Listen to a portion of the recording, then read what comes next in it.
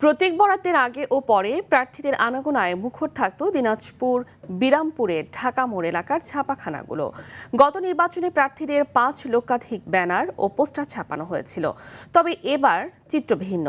প্রথমবারের মতো নির্বাচনী আচরণবিধিতে পোস্টার ব্যবহার নিষিদ্ধ করায় বদলে গেছে প্রচারের ধরন।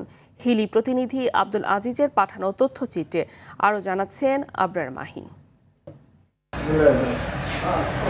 এই চিত্র দিনাজপুরের বিরামপুর উপজেলার ছাপাখানার। 12 ফেব্রুয়ারি জাতীয় সংসদ নির্বাচনের আচরণবিধিতে নিষিদ্ধ করা হয়েছে পোস্টার ব্যবহার। প্রার্থীরা কেবল লিফলেট, হ্যান্ডবিল ও ফেস্টুন ব্যবহার করতে পারবেন, আর তাই অনেকটাই অলস সময় পার করছেন ছাপাখানার কর্মচারীরা। নির্বাচনের সময় মনে করেন যে আমরা বাসা থেকে আসতাম, 7 দিনে বাসায় যেতাম না, এত কাজ ছিল। পোস্টার, লিফলেট এগুলাই মনে করেন, তারপরে যে আমাদের পিভিসি ব্যানার, এই জন্য। আর সরকার এখন যে নিয়ম করেছে এই নিয়মে আমাদের কাজই নেই। আচরণবিধি, নির্বাচন কমিশন যে আচরণবিধি করেছে, এই ক্ষেত্রে আমাদের প্রেস ডিপার্টমেন্ট গুলা সম্পূর্ণ আর কি লস হয়। পোস্টার ছাপা হয়, সেই ছাপা মনে করেন যে এবারে নেই। প্রত্যেক বছরে যেরকম এক আয় হয় সেরকম আয় নেই। আমরা 24 ঘন্টা মনে করেন যে নির্বাচনে কাজ করেছিলাম, সেই কাজ এবারে নেই।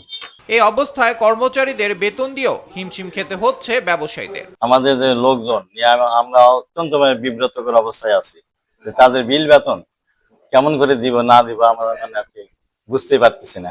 পোস্টার নিষিদ্ধের সিদ্ধান্তে একদিকে শহরের সৌন্দর্য রক্ষা হলেও অন্যদিকে এর প্রভাব পড়েছে ছাপাখানা শিল্পে। আবরার মাহি, আর টিভি।